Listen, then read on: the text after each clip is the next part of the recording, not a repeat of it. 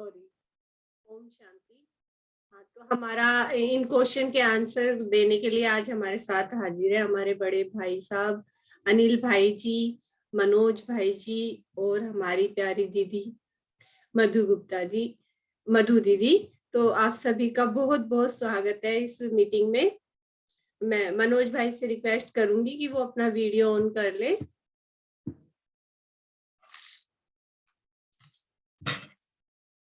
और क्वेश्चन पूछने वाले भी अपने आप को अनम्यूट कर लें।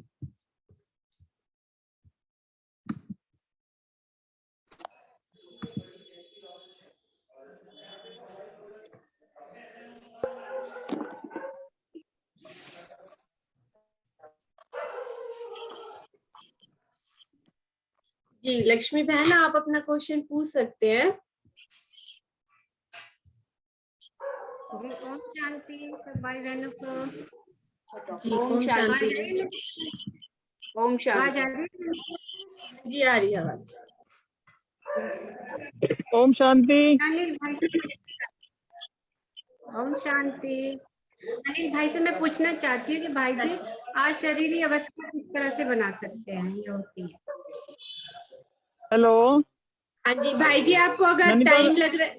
टाइम लग रहा है तो आप बाद में वीडियो ऑन कर लीजिए घर पहुंचकर। क्योंकि मैं अभी ड्राइविंग कर रहा हूँ तो मेरी वीडियो ऑफ रहेगी। मैं क्वेश्चन का आंसर दे दूंगा। ठीक है भाई जी, ठीक है, नो प्रॉब्लम है ना? हाँ ठीक है हाँ जी, जी, थैंक यू। ओके भाई। हेलो, ओम शांति। ओम शांति। मैं शुरू कर सकता हूँ? हाँ जी दीदी, आप एक बार क्वेश्चन रिपीट कर दीजिए लक्ष्मी बहन। जी ओम शांति अनिल भाई जी। ओम शांति।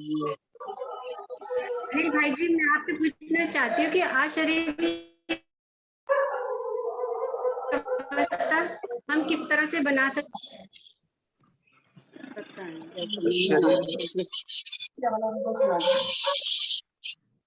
हाँ जी, ओम शांति। ओम शांति भाई जी। हाँ जी, आज का टॉपिक है अशरीरी अवस्था क्या होती है और हम इस अवस्था को कैसे बना सकते। तो बहुत ही सुंदर टॉपिक है ये और बहुत ही अच्छा टॉपिक है। मगर जब हम देखते हैं कि जब हम इस विद्यालय के ब्रह्मा कुमारी विद्यालय के संपर्क में आते हैं तो हमें सबसे पहले एक पहला पाठ जो पढ़ाया जाता है वो होता है कि हम कौन है। तो उसमें ये बताया जाता है कि हम वास्तव में एक आत्मा है, जो दिखाई दे रहे हैं ये शरीर नहीं है, हम एक आत्मा है।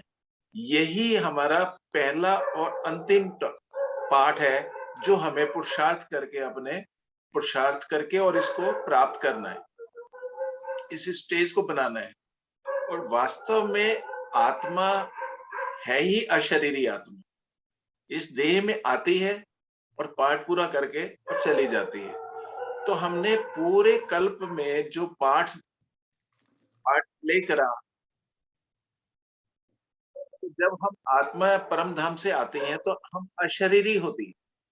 अशरीरी आत्मा इस शरीर में प्रवेश करके और पाठ बजाती है। पूरे कल्प में हमने 84 जन्म लिए और 21 जन्म जो पाठ हमारा प्ले किया हमने देवी देवताओं के रूप में।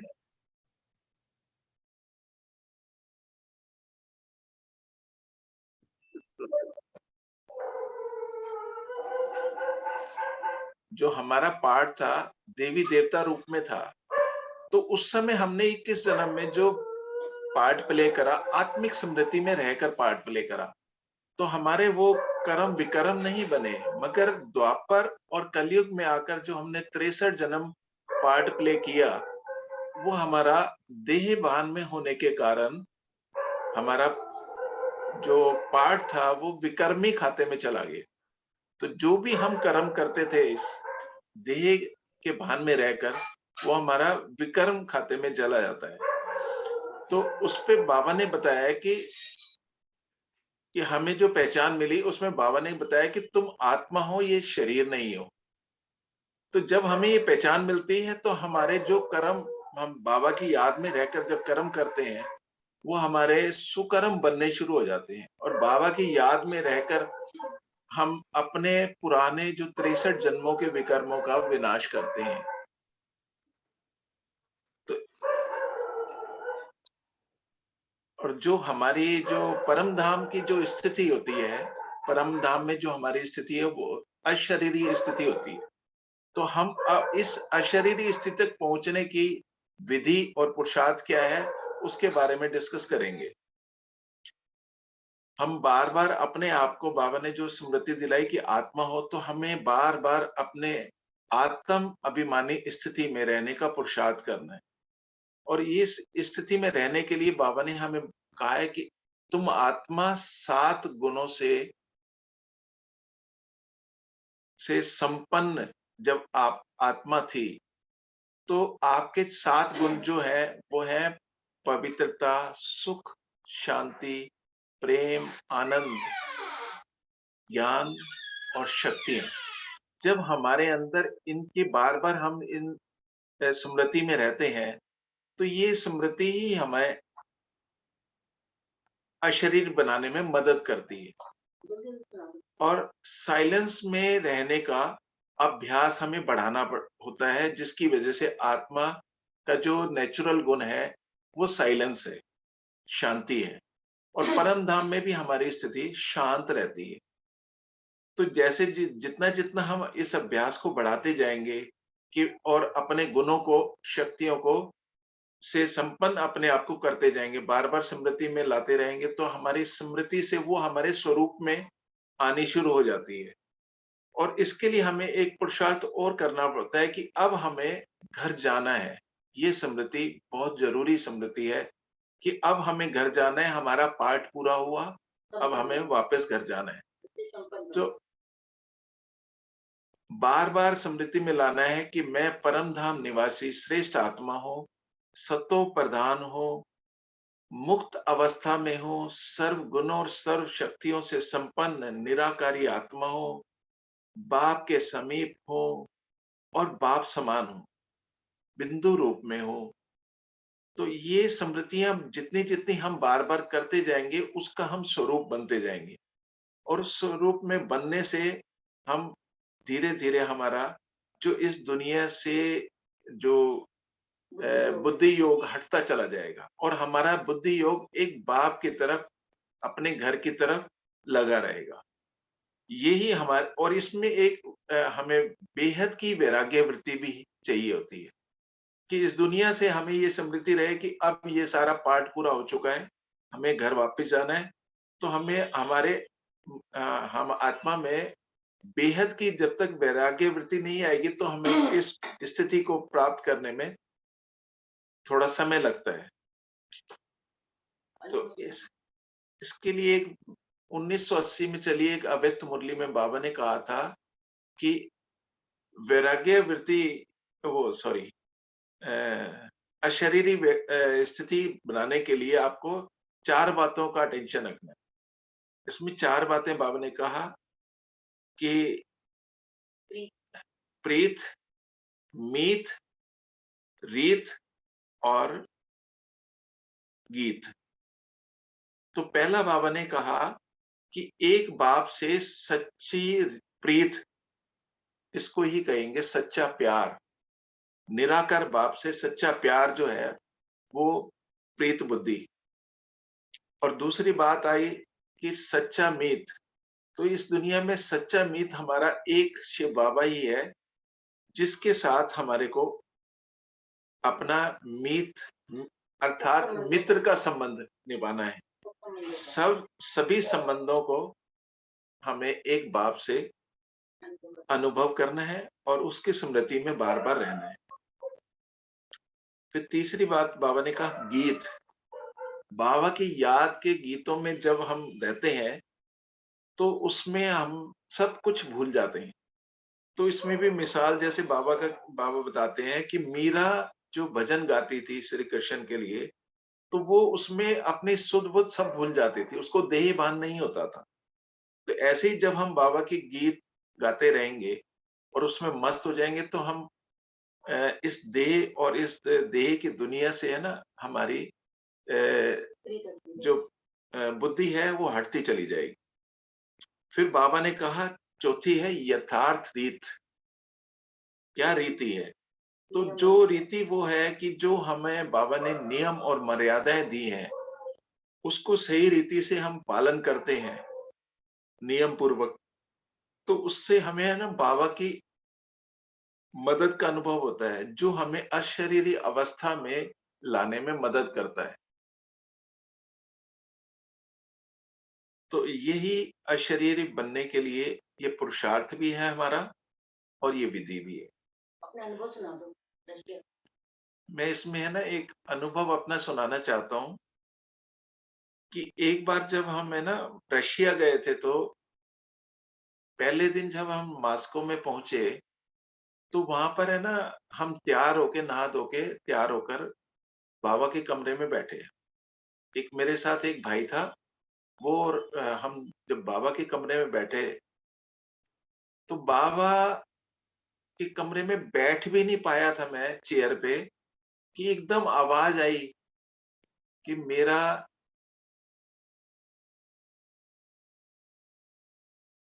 फरिश्ता बच्चा आ गया।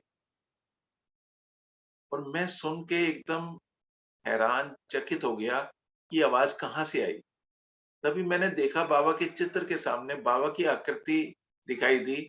उसमें मेरे को लगा कि जैसे बाबा मेरे को कह रहा है, मगर उस समय मैं उसको समझ नहीं पाया। मुझे लगा शायद कोई और भी व्यक्ति है, कोई और भी कोई भाई बैठा है, तो शायद बाबा उसको कह रहा होगा। मैंने आगे भी देखा, पीछे भी देखा, मगर कोई और नहीं था, और जो दूसरा भाई था वो दूसरी साइड बैठा हुआ था। तो फिर मैंने ना बस उसको अच्छा लगा मेरे को कि बाबा ने जैसे कहा, मगर मेरी उस समय की स्थिति वो ऐसी नहीं थी जिसे फरिश्ता कह सके, क्योंकि हम एज ए टूरिस्ट गए थे वहां पर। तो फिर है ना मैं उस बात को थोड़ा-सा थोड़ी देर तक स्मृति में रहा और उसके बाद शाम तक रात तक भूल गया।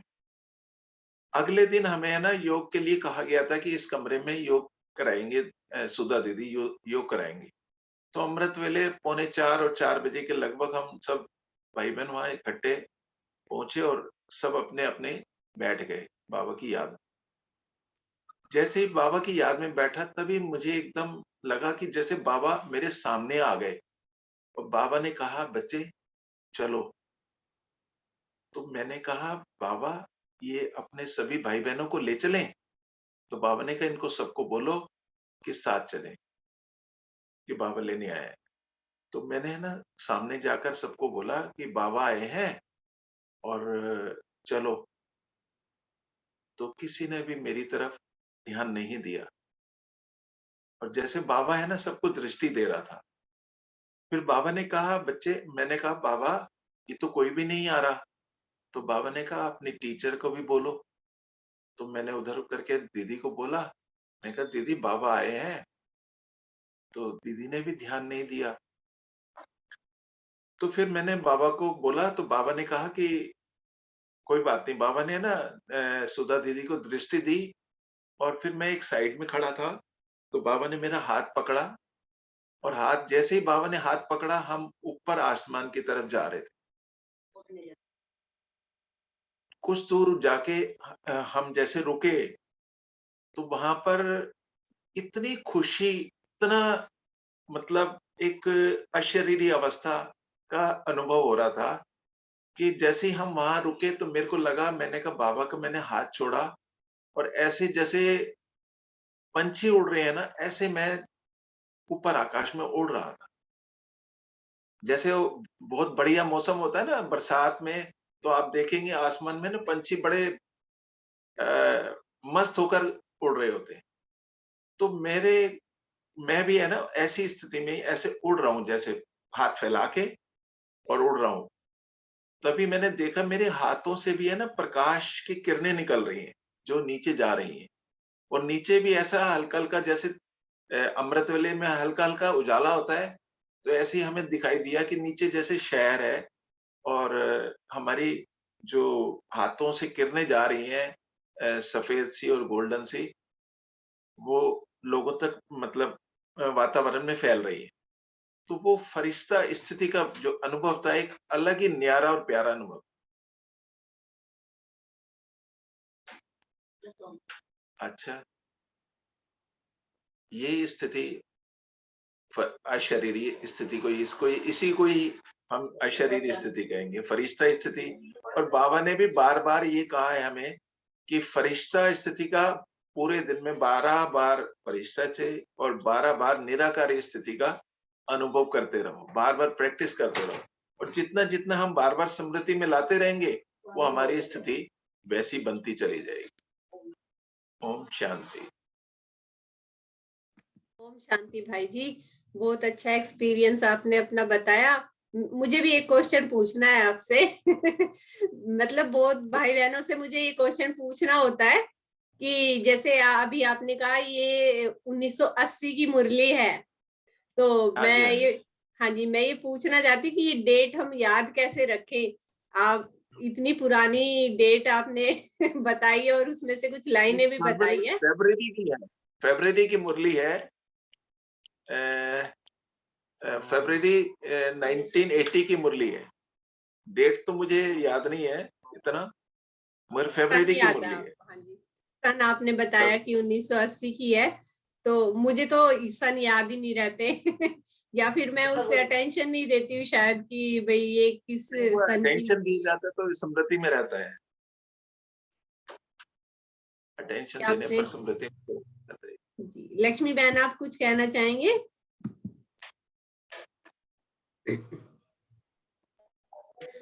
भाई जी ने बहुत अच्छा बताया, अशरीरी अवस्था किस तरह से हम बना भी सकते हैं और होती है।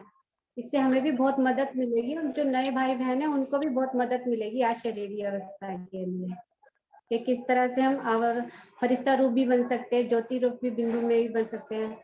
बहुत अच्छा बताया भाई जी के लिए, क्लैपिंग।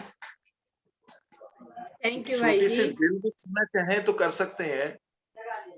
क्या भाई जी? कैसे मैंने कहा इसमें हम कोई छोटी सी ड्रिल भी करना चाहें तो कर सकते हैं कि कैसे कैसे हम आत्मा है, परम धाम में हमारी क्या स्थिति होती है, इस पर ड्रिल भी करना चाहे तो कर सकते हैं।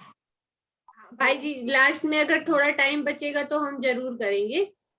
हाँ जी, ठीक है। भाई आप दीदी से क्वेश्चन पूछ सकते हैं।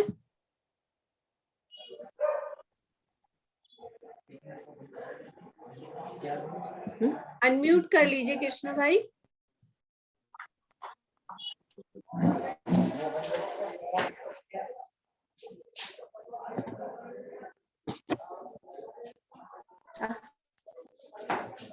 कोई बात नहीं, कोई एक ही उसमें घर में बैठ के कर सकते हैं। कृष्णा भाई आपको मेरी आवाज सुनाई दे रही है? आप अनम्यूट कीजिए खुद को।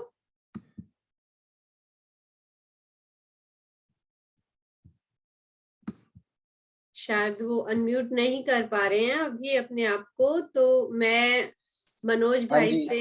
हाँ जी, ओम शांति दीदी, वो थोड़ा सा कुछ कर रहा था। हाँ जी, ओम शांति।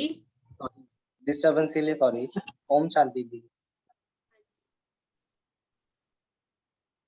जी, मेरे को प्रश्न पूछना है मधु दीदी से। तो बाबा अक्सर अपनी मुरली में बोलते हैं कि अपना खान पान शुद्ध रखो, शुद्ध करो, अपने को पवित्र बनाओ। तो मेरे को यही पूछना था मधु दीदी से कि अपने खान पान को शुद्ध कैसे रखा जाए और किस किस तरह से हम खान पान को अपना कर सकते हैं। तो मधु दीदी से मुझे पूछ।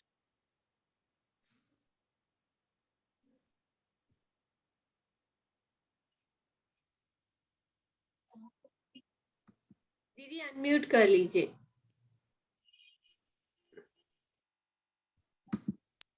हाँ ठीक है, अब हुआ है। हाँ जी, क्या बता रहे हैं आप? खान पान की शुद्धि से क्या अभिप्राय है? हाँ जी, हाँ जी, आ रही मेरी आवाज? हाँ मेरी जी, आवाज आवाज आ रही? अच्छा, तो खान पान की शुद्धि से हमारा मतलब है कि हमारा भोजन शुद्ध होना चाहिए। कि जैसे क्योंकि हमारा जीवन जो है योगी जीवन है और भोजन के आधार से ही हमारी स्थिति बनती है। और ब्राह्मण जीवन की उन्नति जो है, हमारे 4 पिलर बताए हुए हैं बाबा ने। तो उन 4 पिलर में से एक ब्रह्मचर्य है, एक सात्विक भोजन है और एक दिव्य गुण और सत्संग। तो उनमें जो है भोजन का बहुत महत्व है कि हमारा भोजन, बाबा ने कहा, बहुत शुद्ध होना चाहिए। और शुद्ध भोजन कैसा होता है कि कहा भी जाता है कि जैसा अन्न और वैसा मन, और जैसा मन वैसा भोजन। यानी जिस भावना से और जैसे वातावरण में, जैसी स्थिति में भोजन बनाया गया, वह भोजन हमारा जो है कितने खाने वाली आत्माओं को प्रभावित करता है। फिर बात आती है कि शुद्ध भोजन किसे कहेंगे, क्योंकि शुद्ध भोजन वह कहा जाता है कि जो बिना प्याज लहसुन के बना हो। हमारे ब्रह्मा कुमारी इसमें आश्रम में बाबा ने हमें बताया हुआ है कि बिना प्याज लहसुन के बना हो, सात्विक हो, ज्यादा मिर्च मसालेदार ना हो, और जो भोजन बनाने वाला भी जो है वो किसी भी प्रकार का नशा जैसे बीड़ी, सिगरेट, गुटखा का आदि का सेवन ना करता हो, और इस श्रेष्ठ संकल्प से बनाया गया हो कि ये बाबा का भोग बना रहे हैं। हमें बाबा के लिए भोग बनाना है, ना कि अपने स्वाद के संकल्प से भोजन बनाएं कि भाई हमें खाना है तो ये डालो ये डालो। नहीं, भोजन जैसा भी बनाए अपने पवित्र मन से खुश होकर बनाएं कि हम ये बाबा का प्रसाद बना रहे हैं। अगर हम इस वृत्ति से, स्वाद की वृत्ति से भोजन को बनाएंगे तो हमारी वृत्ति उस भोजन में पड़ी रहेगी, तो वे तो ऑटोमेटिकली झूठा ही हो जाएगा। तो भोजन जो है बहुत, ना तो बहुत सादा हो और ना ही अधिक तला हुआ हो, ना मिर्च मसालेदार हो, क्योंकि तला हुआ और ज्यादा प्याज लहसुन वाला भोजन जो है वो तामसिक भोजन कहा जाता है। और ऐसा भोजन जो है वो योगी के लिए ठीक नहीं, क्योंकि ऐसा तामसिक भोजन जो है शरीर में गर्मी पैदा करता है, शरीर में उत्तेजना पैदा करता है, मन को विचलित करता है, अशांति उत्पन्न करता है। तो इस प्रकार जो ये शुद्ध भोजन की इतनी महिमा है कि हमारे जो ऋषि मुनि आदि थे वो भी शाकाहार और फलाहार करके भी लंबी आयु जिए। उन्होंने लंबी आयु का जीवन जिया, उन्होंने कभी अशुद्ध आहार नहीं किया, जैसे मांसाहार वगैरह कभी नहीं किया। और फिर हमें तो भविष्य में देवता बनना है, और देवताएं तो बहुत ही शुद्ध पवित्र भोजन करते थे, बहुत ही कम खाते थे। वे देवताओं का अगर देखा जाए ना, बस फलाहार ही खाते थे, वे सिर्फ भासना ही लेते थे। तो और शाकाहार फलाहार भी जो नेचुरल तरीके से प्रकृति द्वारा पकाया हुआ। तो बाबा ने भी कभी हमारी मुरली में, जैसे बाबा मुरली चलाते हैं, तो कभी वर्णन नहीं किया कि देवताएं कभी गेहूं या चावल उगाते थे, हमेशा फलों का ही वर्णन किया है कि वहाँ सतयुग में बड़े बड़े फल होते हैं, जूसी होते हैं। तो देवताएं ज्यादातर ये फल वगैरह का सेवन करते थे। फिर दूसरी बात आती है कि भोजन बनाते समय शुद्ध भोजन वह कहलाएगा जब हम भोजन को स्वच्छता और साफ सफाई का विशेष ध्यान रखें। एक तो बिना स्नान किए कभी भोजन नहीं बनाना चाहिए, और वस्त्र जो है स्वच्छ पहने हो, जहाँ भोजन बन रहा हो वहाँ का वातावरण साफ सुथरा हो, बर्तन आदि की सफाई का भी बहुत विशेष ध्यान रखना चाहिए, और श्रेष्ठ भावना से प्रसन्न मन से भोजन बनाना। ये इसके लिए बाबा नाथ द्वारे का मिसाल देते हैं कि वहां जब प्रसाद बनता है तो बनाने वाले मुंह पे भी पट्टी बांध लेते हैं और साइलेंस में रहते हैं, ताकि मुंह से भी कोई थूक की छींट वगैरह उस भोजन में न जाए। इतना शुद्धि का ध्यान रखा जाता है। और हमें भी इसी प्रकार से साइलेंस में रह के भोजन, अंदर से प्रभु की याद हो, लेकिन मुख से कोई बातें करते हुए इस तरह से नहीं बनाना चाहिए। और भोजन खाना भी प्रभु की याद में ही चाहिए। तो बाबा की याद में रहकर खाए जाने वाला जो भोजन होगा वह अमृत बन जाता है, और हमेशा बाबा को भोग लगाकर भोजन खाना चाहिए। बिना बाबा के भोग लगाए भोजन कभी शुद्ध हो ही नहीं सकता। तो भोजन बनाते समय हमेशा मन प्रसन्न हो। प्रसन्न मन से बने भोजन का स्वाद अलग ही होता है। कि हमारे ब्रह्मा बाबा का भोजन जो है हमें मुरली में पढ़ने को मिलता था, उन अनुभवों से सुना है हमने दादियों से, कि उनका जो भोजन है वो भोली दादी बनाया करती थी, और भोली दादी का कभी मूड ऑफ होता था ना तो बाबा भांप लेते थे, और उस दिन बाबा जो है वो भोजन नहीं करते थे, क्योंकि उन्हें संपूर्ण बनना था। तो एक और बात है भोजन के विषय में कि हमें हर किसी के हाथ से बना हुआ भोजन और हर किसी के घर का बना भोजन भी नहीं खाना चाहिए, क्योंकि हमें इन सब बातों का ध्यान रखना है, क्योंकि न जाने किस व्यक्ति की कैसी कमाई से बना है, वहाँ कोई अशुद्ध चीज तो नहीं बनती हो, मांसाहार वगैरह, अंडा, मीट, मच्छी वगैरह, तो उसका प्रभाव भी जो है हमारे योगी जीवन पर पड़ता है। तो उससे हमारी पवित्रता के मार्क्स कट जाते हैं, वह भी हमारी उन्नति में बाधक होते हैं। और फिर दूसरी बात है कि एक और बात है, जो दुखी मन से भी कभी भोजन नहीं बनाना चाहिए। ये तो हमारे घरों में भी हमारी माता जी और हमारे बुजुर्गों ने भी हमें सिखाया हुआ है कि भोजन बनाने समय हमेशा खुश रहना चाहिए, क्योंकि भोजन बनाने वाले की आंख से कभी आंसू नहीं आने चाहिए। ऐसे दुखी मन से बना हुआ जो भोजन है उसमें कभी बरकत नहीं होती, और ना ही ऐसा भोजन कभी किसी को खुशी दे सकता है। फिर भोजन खाते समय एक और बात का ध्यान है कि बिना आसक्ति के भोजन खाना चाहिए। हमें स्वाद के वशीभूत होकर भोजन नहीं खाना। भोजन खाना कि हाँ, ये प्रभु का प्रसाद खा रहे हैं हम, उसमें चाहे फिर नमक कम है, ज्यादा है, कुछ भी हो, कभी कंप्लेंट नहीं करनी उसके लिए। तो इस प्रकार का जो भोजन किया जाता है वह शुद्ध भी होगा, पवित्र भी होगा, और ऐसे भोजन का सेवन करने से ही हम निरोगी भी रहेंगे, हेल्दी भी रहेंगे, खुश भी रहेंगे, मन हल्का रहेगा, और फिर बाबा भी हमें फुल मार्क्स देंगे, ब्लेसिंग देंगे। ओम शांति। ओम शांति दीदी, बहुत ही अच्छा बताया है आपने। तो खाने के बारे में कुछ चीजें इसमें मुझे भी नहीं पता थी, तो बहुत बहुत धन्यवाद आपका इस जानकारी के लिए। बाकी हमारे पास समय तो बहुत कम बचा है। मैं अगर मनोज भाई से क्वेश्चन पूछूंगी भी तो उनका आंसर पूरा नहीं हो पाएगा। फिर भी भाई आप थोड़ा बहुत जो बता सकते हैं बताइए कि आत्म अभिमानी और देही अभिमानी में अंतर क्या होता है। ओके, 2-3 लाइन में बता दीजिए बस। क्या क्वेश्चन था आपका, दोबारा पूछिए। आत्म अभिमानी और देही अभिमानी में क्या अंतर है? ठीक है, देखिए, आत्मा की दो अवस्थाएं होती हैं। एक होती है मुक्ति की अवस्था और एक होती है जीवन मुक्ति की अवस्था।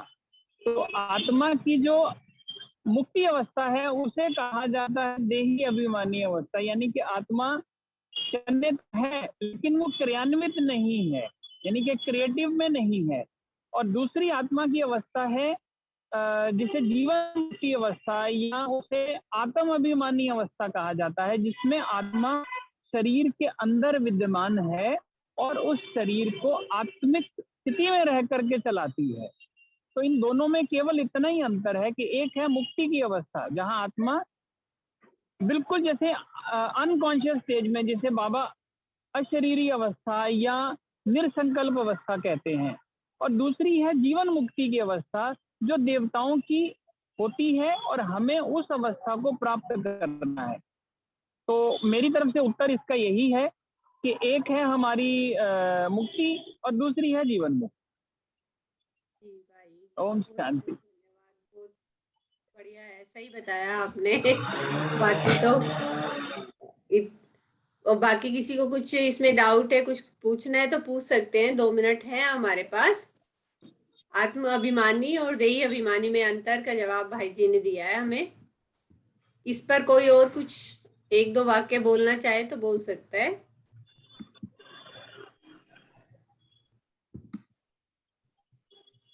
जी, तो चलिए हम फिर बाबा को याद करते हैं।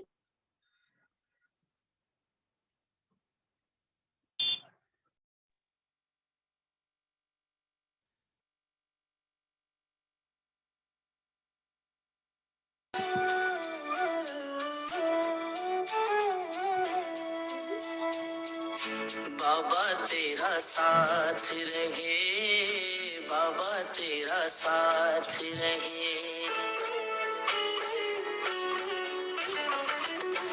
बाबा तेरा साथ रहे, बाबा तेरा साथ रहे, बाबा तेरा साथ रहे, बाबा तेरा साथ रहे। खुशियों की वो सुहाग, खुशियों की वो सुहाग, चाहे गम की रात रहे, बाबा तेरा साथ रहे, बाबा तेरा साथ रहे, बाबा तेरा साथ रहे, बाबा तेरा साथ रहे।